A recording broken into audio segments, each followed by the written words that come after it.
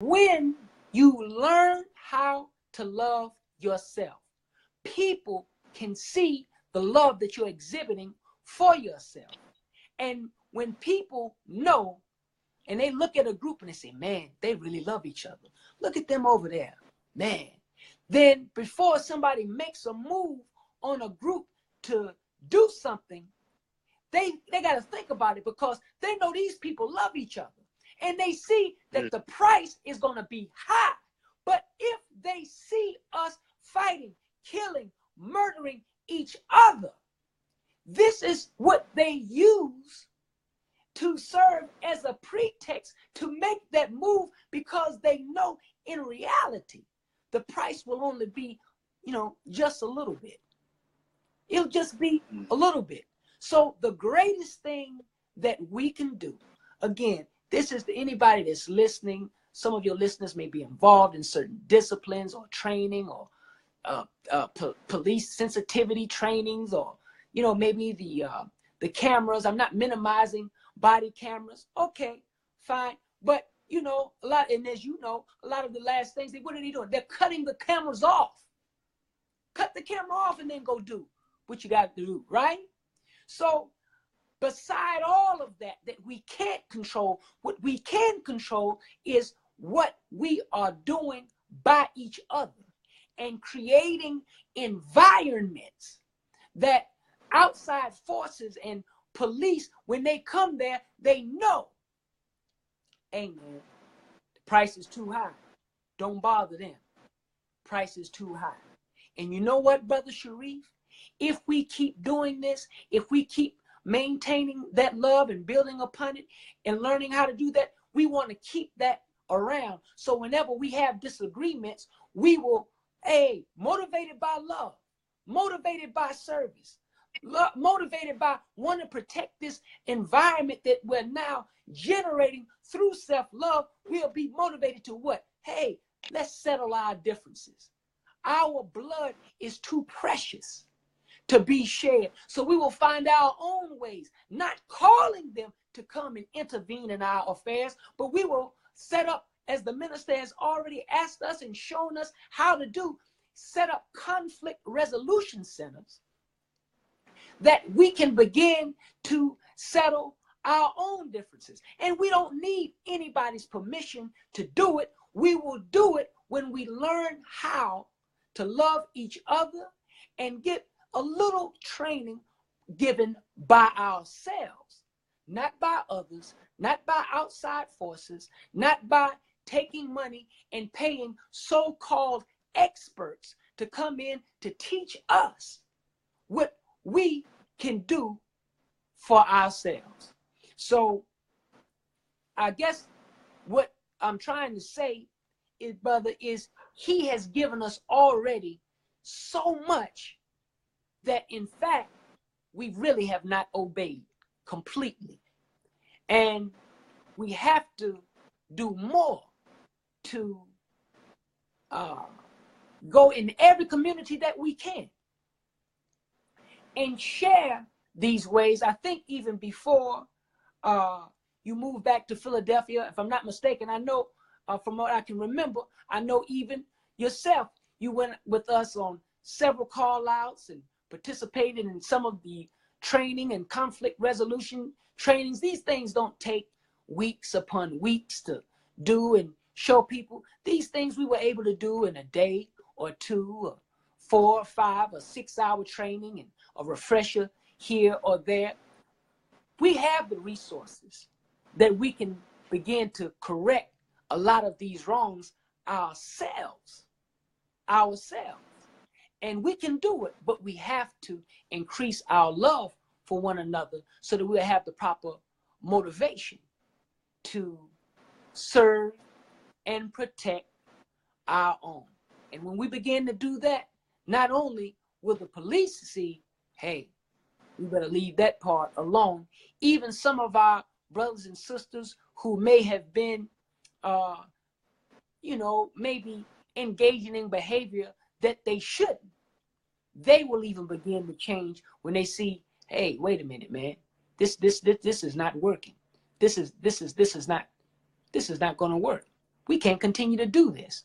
And the reason that I can say that is, brother, because we experience it every day. We experience it all of the time. We just need to get more people involved. We just need to get busier. But I know as we go out, and I go out, and I know you can really do that, and you have went out, you have seen the change. And that's an excellent point.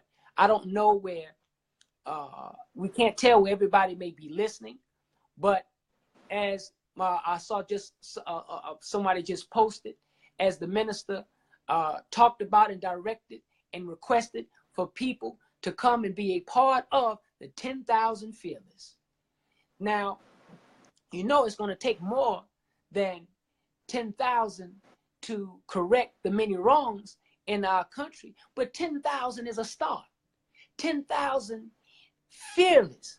That means that people that are not afraid of what's going on in the street, because what's going in the street, this is our people, these are our friends, these are our family, this is our loved ones. So that is open to all who are willing to become a part of that type of training. So whatever city that you may be in or close to, where you know that there's a mosque or a study group, even if you're not too sure about, well, I'm not too sure about religion, whatever that is. You want to see your communities change, you want to see things for the better, go and visit and make an inquiry about, how can I become a part of the 10,000 Fearless? How can I become a part of learning about conflict resolution? How can I become a part of, this effort to squash the beef? What can I do? How can, go ahead and do that, and you will find that it's a rewarding process. And the training is simple. But with all of that being said, it starts with us. It starts with, do we have the proper love for self motivating us so that we go out, we can make a difference? That's where it starts. Very, very wise advice, brother. Because even on my channel, because I deal with youth a lot with my job being a mobile therapist, I come in contact with mostly Black and Latino youth here in Pennsylvania. Now that I'm here, I did the same thing in North Carolina. I just told them, watch how they carry themselves and have situational awareness to know what situation you're in, and to know that you're not punking out, but to try to buck the system at that volatile moment with the police isn't wise. They got a Glock 9, pepper spray, and a CB radio. If you just happen to be so bad, how are you going to get past that? So to be, so to speak, confrontational with the police, that isn't wise at that time, because we want you to live to see another day. So that's the advice that I give to my listening audience. Finishing up, brother.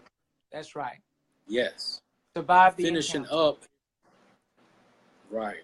Is there anything that you want to put out there to give clarity about what's going on with the nation, with the minister? He's been in the news. The powers that be trying to get our people to denounce him, denounce our love for him and backing him up, which is very disrespectful. Absolutely.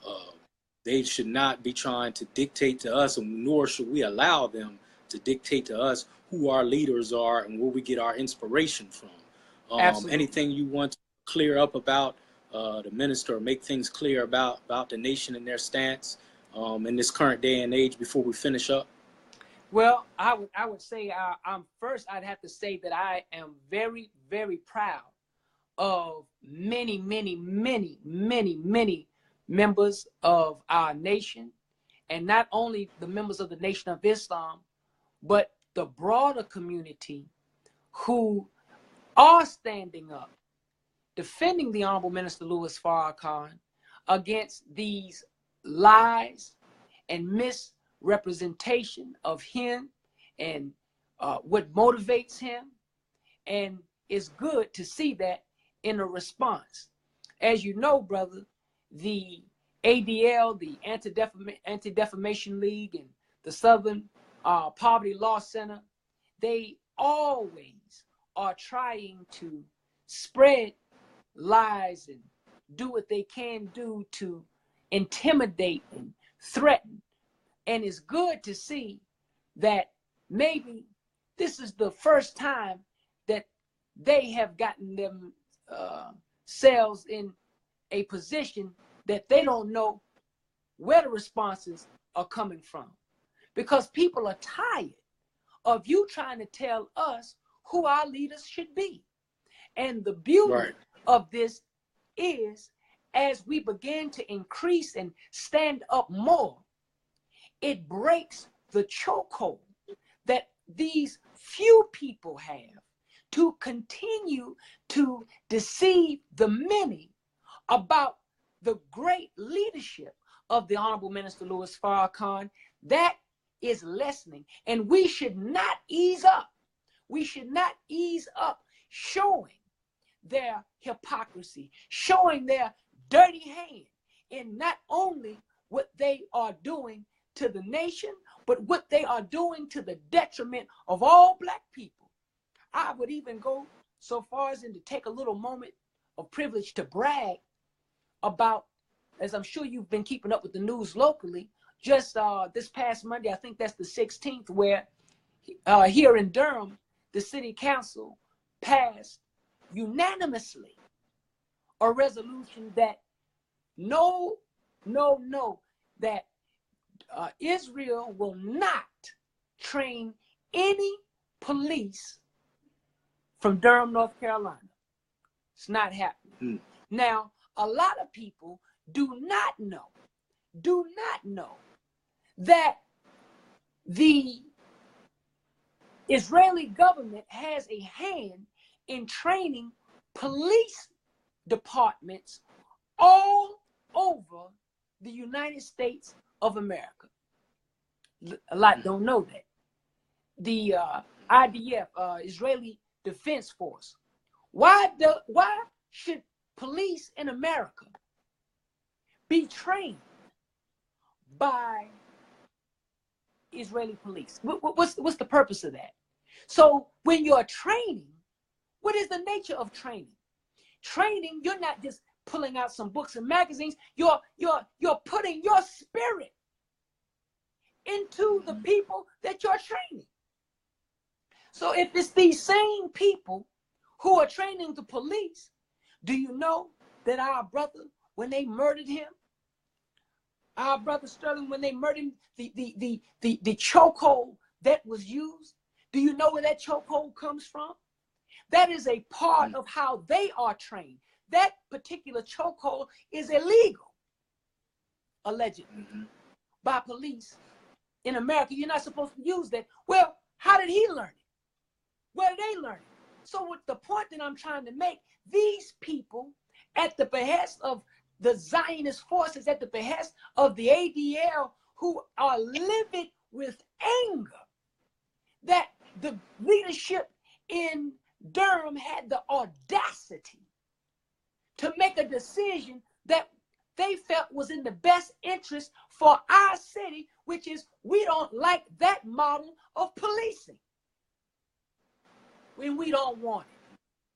I think it was beautiful. We love it. We are in support of it. We back that coalition. It is wonderful because we don't need anybody telling us what we think the police should be doing. And I watched as that went all over the world in terms of the news. Why was it world news, Brother Sharif? A decision made in Durham. Why was it in Haaretz? Why was it in the El Intifada, I think is the name of that particular paper, in the Jewish Journal, Electronic Intifada, and it was in Al Jazeera. Why was this all over the world? Why were they sharing this all over the world? Because they don't want people getting the idea that, no, if that's your city, take charge of your city. The ADL doesn't have a right to come in your city and tell you how the police should